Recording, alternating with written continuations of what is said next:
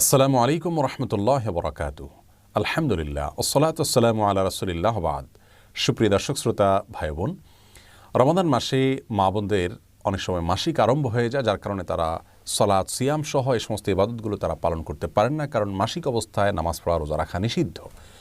তখন একজন মা বোন রমাদানের ইবাদত বন্দেগীর মাধ্যমে কিভাবে তিনি রমাদানকে সার্থক করতে পারেন, আজ আমরা সে বিষয়ে কথা বলবো ইনশাআল্লাহ। এমনকি লাইলাতুল কদরে যদি কোনো মেয়ে মানুষের মাসিক থাকে, তো মাসিক অবস্থায়ও তিনি কিভাবে কদরের রাতে ইবাদত গুজার বান্দাদের কাতারে শামিল হতে পারেন, আজ আমরা সে বিষয়ে কথা বলবো ইনশাআল্লাহ তাআলা। রমাদান মাসে হঠাৎ করে মাসিক আরম্ভ হয়ে গেলে অনেক মা বোন কান্নাকাটি করেন, মন খারাপ করেন, তাদের কষ্ট লাগে। এই কষ্ট লাগা ইসলাম শরীয়তের দৃষ্টিকোণ থেকে প্রশংসনীয়, কারণ ইমানদার ব্যক্তি ভালো কাজ করার পরিকল্পনা ছিল কিন্তু করতে পারেননি, এরকম পরিস্থিতিতে এসে তার মধ্যে কষ্ট লাগা কাজ করবে, সেটা তার ইমানদারিত্বেরই পরিচয় বহন করে। তিরমিজি বর্ণিত হাদিসে এমনটি বলেছেন নবী সাল্লাল্লাহু আলাইহি ওয়াসাল্লাম। তিনি ইরশাদ করেছেন, মান সাররাতহু হাসানাতুহু ওয়া সাআতহু সাইয়্যাতুহু ফাহুয়াল মুমিন। যে ব্যক্তির ভালো কাজ তাকে আনন্দ দেয় আর তার মন্দ কাজ হয়ে গেলে, ভুল কিছু হয়ে গেলে পরবর্তী তার কষ্ট লাগা কাজ করে, এই ব্যক্তি তো ইমানদার। এটাই তো ইমানদারিত্বের পরিচয়। আম্মা জান আয়েশা রাদিয়াল্লাহু তাআলা আনহা নবী করিম সাল্লাল্লাহু আলাইহি ওয়াসাল্লামের সাথে যখন হজে ছিলেন, হঠাৎ তার মাসিক আরম্ভ হয়ে গেল, অথচ তখনও হজের যে ফরজ তওয়াফ সেটি বাদ ছিল আর মাসিক অবস্থায় তওয়াফ করা যায় না। তখন তিনি কান্নাকাটি করা শুরু করলেন।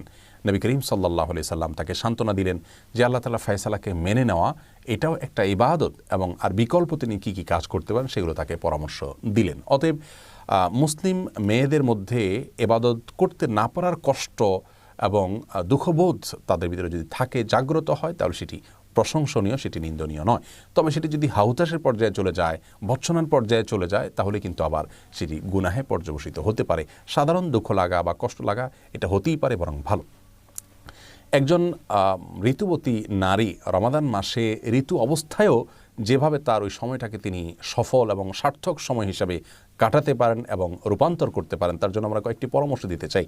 প্রথম পরামর্শ হলো, আল্লাহর ফয়সালা মেনে নেওয়া। এটা কিন্তু ইবাদতের গুরুত্বপূর্ণ একটি পার্ট, বরং মূল পার্ট বলতে পারি আমরা। ইবাদতের মূল কনসেপ্টটাই হলো আল্লাহ রাব্বুল আলামিনের সমস্ত আদেশ নিষেধ, আল্লাহর সমস্ত সিদ্ধান্তগুলোকে মেনে নেওয়া। অতএব আপনাকে আল্লাহ রাব্বুল আলামিন মাসিক দিয়েছেন, অসুস্থতা দিয়েছেন, শারীরিক দুর্বলতা দিয়েছেন, আল্লাহর এই ফয়সালাকে যদি আপনি হাসি মুখে বরণ করে নেন, তাহলে এটা কিন্তু একটা বড় ধরনের ইবাদত হয়ে যাচ্ছে। বিধায় সেটিকে আমাদের মাথায় রাখতে হবে, এবং সেই সাথে এও মনে রাখতে হবে যে নবী সাল্লাল্লাহু আলাইহি ওয়াসাল্লাম ইরশাদ করেছেন, কোনো ব্যক্তি যদি সুস্থ অবস্থায় কোনো ইবাদত করে থাকে, হঠাৎ তিনি অসুস্থ হয়ে যান, যেটা তার হাতে নয়, এমন কিছু সমস্যা চলে আসে, তখন সুস্থ স্বাভাবিক অবস্থায় তিনি যে ইবাদতবন্দি করতেন, অসুস্থ এবং অস্বাভাবিক পরিস্থিতিতে পড়ার কারণে যে ইবাদত করতে পারছেন না, আল্লাহ তাআলা তাকে স্বাভাবিক অবস্থায় যে ইবাদত করতেন সেরকম সওয়াব দান করবেন। অতএব মন খারাপ করবার মতো বিষয় নয়, এবং অস্থির হয়ে ব্যাকুল হওয়ার বা ভৎসনা করার মতো বিষয় নয়, বরং সবর করতে হবে, আল্লাহর ফয়সালাকে মেনে নিতে হবে। দ্বিতীয় পরামর্শ হলো, নবী রাসূলুল্লাহ সাল্লাল্লাহু আলাইহি ওয়াসাল্লাম বলেছেন, মান হাম্মা বিহাসানাতিন ফালাম ইয়ামালহা। যে ব্যক্তি কোনো ভালো কাজ করার প্রতিজ্ঞা করেছে, প্ল্যান করেছে, কিন্তু করতে পারল না, ফালাহু বিহা হাসানা, তাহলে সে যে ভালো নিয়ত করেছিল এই জন্য তিনি কিন্তু সওয়াব পেয়ে যাবেন। অতএব মা বোনরা ইবাদত বন্দেগীর প্ল্যান আগে থেকে করে থাকলে ইনশাআল্লাহ সে অনুযায়ী তারা সওয়াব পাবেন, মন খারাপ করার কোনো কিছু নেই। তৃতীয়ত গুরুত্বপূর্ণ একটি বিষয়, তা হলো নবী সাল্লাল্লাহু আলাইহি ওয়াসাল্লাম বলেছেন, মান দাল্লা ইলা খাইরিন ওয়া আলা খাইরিন ফালাহু মিসলু আজরি ফাইলিহি। যে ব্যক্তি কোনো ভালো কাজের পথ দেখাবে, সে ব্যক্তি ভালো কাজ সম্পাদনকারী ব্যক্তিদের সমপরিমাণ সওয়াব পাবেন। মা বোনদেরকে আমরা বলবো যে আপনি নামাজ পড়তে পারছেন না, রোজা রাখতে পারছেন না, কিন্তু পুরুষদের রোজা রাখতে আপনি হেল্প করছেন, তাদের সাহর ইফতারের ব্যবস্থা করছেন, আপনি তাদেরকে সাহরি খেতে ডেকে দিচ্ছেন, রোজা রাখার জন্য সন্তানদেরকে উদ্বুদ্ধ করছেন, নামাজের জন্য তাদেরকে ডেকে দিচ্ছেন, জামাতে শামিল হওয়ার জন্য তাদেরকে সাহায্য করছেন, সময় অনুযায়ী তাদেরকে স্মরণ করিয়ে দিচ্ছেন।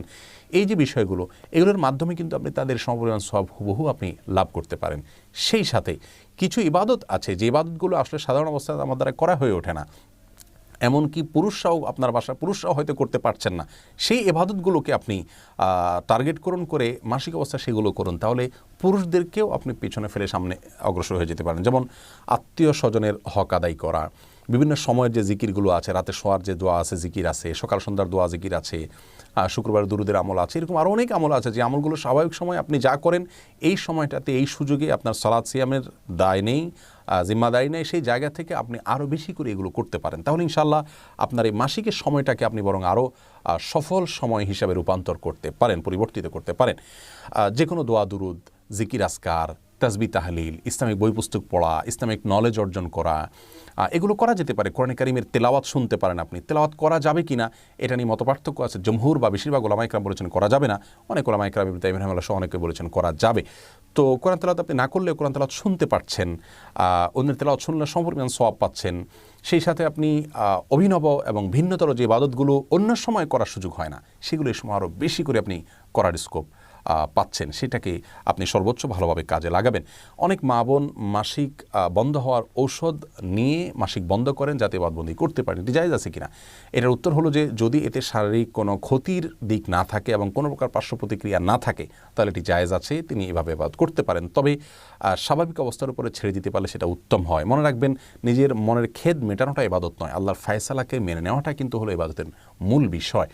অতএব ঔষধ সেবন করে আপনি মাসিক বন্ধ করতে পারেন যদি শারীরিক কোনো ক্ষতির সম্ভাবনা না থাকে, কোনো পার্শ্ব প্রতিক্রিয়া না থাকে।